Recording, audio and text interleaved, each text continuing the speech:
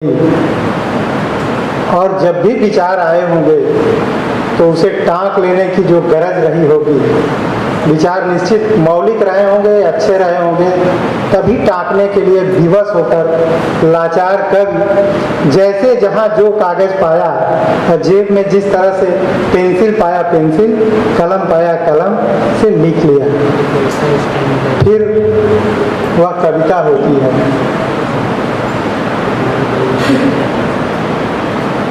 हिंदी के जो बहुत सुविज्ञ आलोचक हैं धूमिल के, उन्होंने इसे बहुत अनाप शनाप संबोधनों से नवाजा है।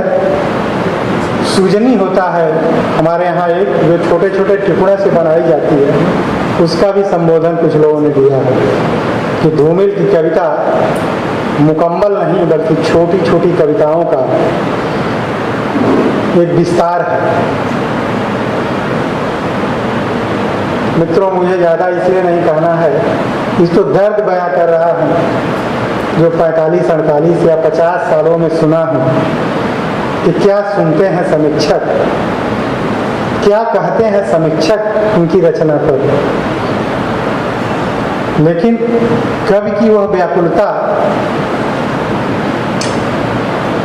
जो विवश हो, जो लाचार हो शब्दों को देने के लिए, क्या वह डायरी के पन्ने, साफ सुथरे रजिस्टर इस तरह की खोज करते हैं जहां बना कविता लिखा गया।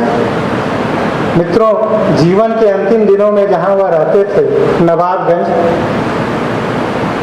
आश्चर्य होगा आपको कि जो कोयला जला हुआ रहता था, कोयला की गांठ, उसकी दीवार, उस पर उस कोयले से उसके दीवार पर सफेद जो चूना लगा रहता था, उस पर भी 2-4 पंक्तियां लिखी गई थी। क्या यह कुछ हटकर अलग होते हुए नहीं लगता? हम यह नहीं कहते हैं कि इस तरह की रचना प्रक्रिया और लोगों की नहीं होगी, निश्चित होगी और लोग इससे गुजरते होंगे। कविता आज तक बड़ी हुई है और कवि की बौखलाहट, कवि की विवस्था आज भी है और कविता वही मुकम्मल बयान करती है। कविता रीतिकालीन सौंदर्य की आज नहीं गढ़ी जा रही है। कविता हमारे इस विषम बेला को व्याख्यायित कर रही है। बहुत खुशी है हमारे मंच पर राजेश जोशी जी बैठे हैं। जब मैं 15 साल का था, पिताजी का निधन हुआ था। राजेश जोशी का पहली बार मैंने लेख पढ़ा था पूर्वग्रह के जून 1975 के अंक में। राजेश जोशी का वह अंक लेख हो सकता है अब वहीं बताएंगे उनके किसी संग्रह में हो, लेकिन मैं किशोर था और 15 साल की अवस्था थी। वह पूर्वग्रह का अंक जो भोपाल से निकलता था, अशोक वाजपेयी संपादक थे, राजेश जोशी का, उसमें एक लेख पढ़ा था और मुझे आज अच्छी तरह याद है जो सबसे बीधने वाली लाइन थी, सबसे सोचने वाली लाइन थी। बार बार इस कविता को संभालने के लिए संबल देने वाली जो पंक्तियां थीं, वह यह थी कि मुक्तिबोध और धूमिल को पढ़ते हुए यह लगता है कि मुक्तिबोध ऊपर से नीचे आते हैं और धूमिल नीचे से ऊपर जाते हैं। मैं पूरे क्षमा निवेदन के साथ राजेश जी को से भी निवेदन करूंगा कि यह पंक्तियां जो मुझे याद हैं लगभग 45-46 साल बाद, क्या सच है? इसका यहाँ इस खुले सभा में अगर उनकी मुहर लगेगी तो मुझे हार्दिक सुख होगा।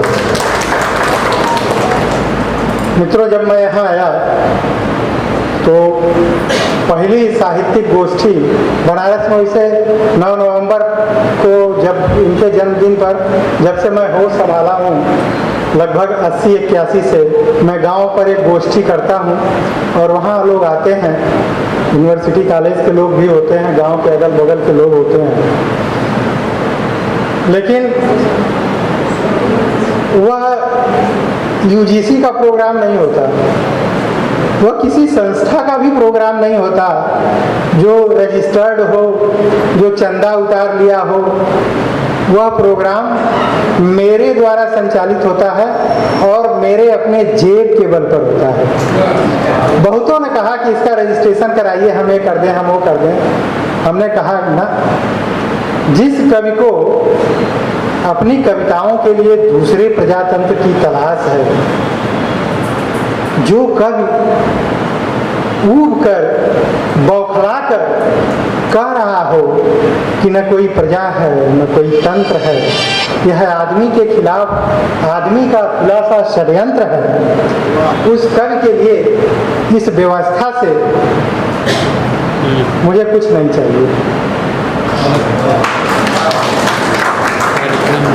मैं उत्तराधिकारी एक जैविक पुत्र के कारण हूँ और जितना निर्वाह कर सकता हूँ बिना किसी लाग लपेट के आज तक किया हूँ। इसे आज सौंप कर मैं आप सबको, जो उनके बाद के, उनकी पीढ़ी के, उनके से कोई यह नहीं था कि ये चाचा भी पिता से कम उत्तरदायित्व वाले हैं।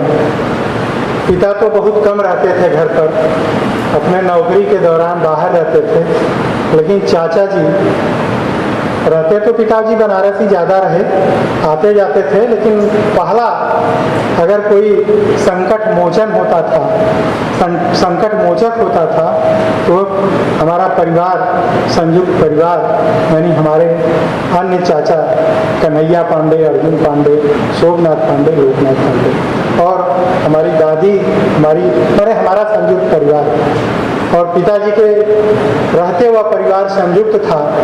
वह संयुक्त परिवार की भी पीड़ा इसमें आप पढ़ सकते हैं। घर में वापसी कविता बहुत मुकम्मल कविता है, बहुत लंबा विस्तार हो जाएगा, नहीं तो मैं एक एक कविता इसी सब पर बीच बीच में डालते चलता है। यहाँ अलग से कविता कहने वाले लोग शायद हमसे अच्छा कहेंगे, जैसा कि पहले वक्ता के रूप में श्री गुप्त जी ने कहा है। तो हम भी आप लोगों से कुछ सीख कर, कुछ सुनकर जाएंगे तो अच्छा लगेगा हमें भी, इसलिए हम बहुत विस्तार नहीं देंगे। लेकिन 1977 में आई कल सुनना मुझे, और 1979 में जिसे साहित्य अकादमी मिला। मित्रों, उसकी कथा थोड़ा सा इसलिए सुना दूं कि उनके समकालीन मित्र, जिन्हें उनका लंगोटिया यार कहा जाता था, उन लोगों ने भी उनका, कन्हैया चाचा का साथ नहीं दिया। उन्होंने भी यही कहा कि धूमिल संसद से सड़क तक के बाद अक्सर अकेले हो गए थे और कुछ लिख नहीं पाए। पहली पुस्तक क्षितिमोहन सेन की आई थी 1910 के पहले। इसके बाद 100 पोएम्स ऑफ कबीर रविन्द्रनाथ जी का अनुवाद आया। इसके बाद हिंदी विभाग के प्रथम अध्यक्ष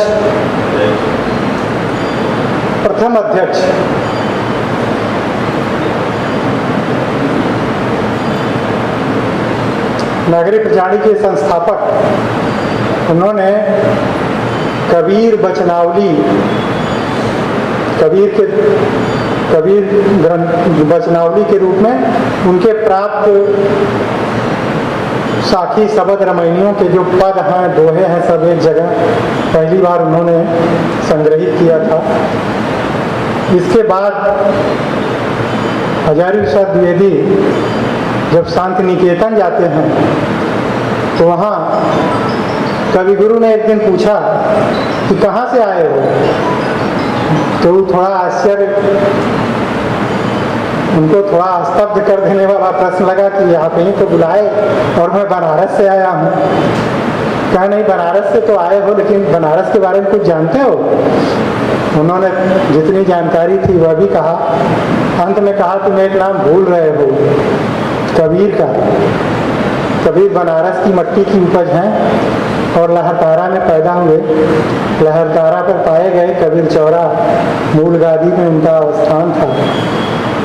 500 साल पहले कबीर का नाम क्यों नहीं ले रहे हो? फिर उन्होंने 100 poems ऑफ कबीर ये सब लिया और फिर उनकी किताब कबीर आती है। मित्रों बता दें कि हजारी प्रसाद द्विवेदी के बाद पाठ्यक्रम की नियत या शुरुआत कबीर से नहीं इसलिए होती थी, कबीर से इसलिए पाठ्यक्रम की शुरुआत नहीं होती थी कि कबीर पढ़े लिखे नहीं थे, धर्मशास्त्र के ज्ञाता नहीं थे। कबीर खिचड़ी भाषा के कवि थे, सधुक्कड़ी भाषा के कवि थे। तो साधुओं की कोई भाषा नहीं होती, वो तो विभिन्न भाषाओं की खिचड़ी होती है। इसलिए वह उस रूप में कवि नहीं थे जिस रूप में कबीर सूर जायसी हुआ करते थे। और पाठ्यक्रम की शुरुआत कबीर सूर हमारे वार्डन थे और वह गोष्ठी बहुत अच्छी हुई थी। 150 लोगों का पूरा सभागार भरा हुआ था। नागार्जुन जी ने जैसे मुझे राजेश जोशी जैसे वरिष्ठ कवि की यह पंक्ति याद है, मुक्तिबोध और धूमिल वाला नीचे से तत्भाव का कवि धूमिल है और ये तत्सम के कवि हैं। फिर कविता का भी उदाहरण देते हैं कि एक तरफ ब्रह्म राक्षस है जिसकी बनावट आप भी पढ़िए, छप छपा छप छप करता है, जनसंग उष्मा की भी बात करता है। बड़ी कविता है, इसमें दो राय नहीं, चरित्र प्रधान कविता है। लेकिन जब मोची राम आती है 65 में तो वहाँ कोई ऐसा शब्द नहीं है जिसके लिए आपको कोस की तलाश करनी पड़े। सीधे मोची कहता है, बाबूजी सच कहूँ मेरे लिए हर आदमी एक जोड़ी जूता है जो मेरे सामने मरम्मत के लिए खड़ा है। मोची को हर आदमी के मरम्मत की चिंता है, यह मोची है। यह हर आदमी के मरम्मत की चिंता से ग्रस्त मोची ही कह सकता है कि जीवन जीने के पीछे तर्क होना चाहिए। अगर तर्क नहीं है जीवन किसी तरह से जिया जा सकता है। खैर, मैं पुनः नागार्जुन जी की वह कविता याद दिला दूं, अरे वह पूरा संस्मरण आपको सुना दूं। नागार्जुन जी ने उदाहरण दिया कि राजनीतिक शब्दावली का प्रयोग धूमिल ने वैसे ही किया है अपनी कविताओं में जैसे निर्गुण कवि संत कबीर ने किया। सुषमन तार से भीनी चदरिया, भीनी भीनी भीनी चदरिया, पूरी सुषुम्ना प्रणाली योग की जो फिलॉसफी है उसे अपने रोजमर्रा के जीवन से काहे का ताना काहे का बाना, सुषमन तार से भीनी चदरिया, मैंने अपने जो पेशे के शब्द उनके थे, आप सभी लोग जानते हैं कि वो पेशे से बुनकर थे। ताना बाना, सांचा फेंकना, साड़ी बुनना, उससे सुषुम्ना प्रणाली को समझाते हैं। यही नहीं, उन्होंने कई उदाहरण दिया था और लंबा भाषण दिया था।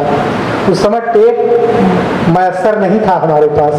आज भी मुझे इस बात का दर्द है, नहीं मैं उसे ले रखता। उन्होंने एक और उदाहरण दिया था, माया महा ठगी में हम जानी। ये सब बहुत उनके पद सब लोग लगभग पढ़े होंगे, जानते होंगे, जो हिंदी के विज्ञ पाठक हैं या वैसे भी। माया महा ठगी में हम जानी, त्रिगुण फांस लिए कर डोले, बोले मधुरी बानी। फिर कैसे कहते हैं ना, ब्रह्मा के घर ब्रह्मानी, शिव के भवन भवानी। इस तरह से पूरा पद रूप नहीं रहा है। ठीक इसी तरह से धूमिल ने भी शब्दों को गढ़ा और अपने समय की राजनीतिक विसंगतियों को ऊंचाई दी। उनकी एक लोहसाएं कविता है, बहुत कोट नहीं की जाती है। लोहसाएं पूरा लोहसाएं का परिदृश्य है, जहाँ लोहार भाती धधकाता है और अपना कुदात फरसा या तमाम गृहस्थी किसानों के संयंत्र को शाम रखता है, करता है, सब करता रहता है। उसमें एक लाइन आती है, कहता है टेपू बनिहार, हंसिए पर ताव जरी ठीक करी देना, आजकल छिनार निहाई ने लोहे को मनमाफी करने के लिए हथौड़े से दोस्ती कर ली है।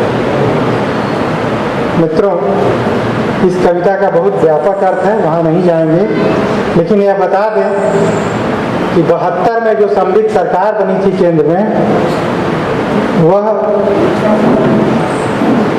वामपंथियों के समर्थन से बनी थी। वन छिनार निहाई, हंसुए, हथौड़ा उसके सिंबॉलिक फॉर्म है। कहता है टेपू बनिहार, हंसिए पर ताव जरी ठीक करी देना, आजकल छिनार निहाई ने लोहे को मनमाफी करने के लिए हथौड़े से दोस्ती कर ली। बहुत सारी कविताएं इस तरह से हैं। समाजवाद माल गोदाम पर लटकती हुई उस बाल्टी की तरह है, जैसा कि आपने भी कथा की पंक्ति सुनाई, जिस पर लिखा है आग, भरा है बालू और पानी। नट बोल्ट से अलग हो रहा है, तुम कह रहे हो मैकेनिज्म टूट रहा है, मैं कह रहा हूँ तुम कह रहे हो हत्या हो रही है, मैं कह रहा हूँ मैकेनिज्म टूट रहा है। कविता श्री काकुलम में जो विद्रोह हुआ था 72-71 में, उस पर आधारित है कविता। इस सबको आप लोग इसमें देख सकते हैं। और पूर्वग्रह के उस नए लेखक राजेश जोशी को सुनने की पूरी इच्छा के साथ, सतीश जी को सुनने की पूरी इच्छा के साथ, भाटिया जी को पूरी इच्छा के सुनने के साथ आप सभी लोगों को धन्यवाद देता हूँ, आभार व्यक्त करता हूँ।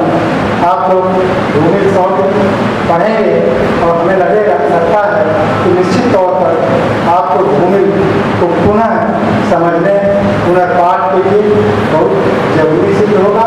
अगर सिद्ध होता है तो मैं अपने बड़े काम से मुक्त अपने को समझूंगा, नहीं तो मानूंगा कि यह काम भी उन्हीं दो रचना संगठनों के साथ की तरह हुआ।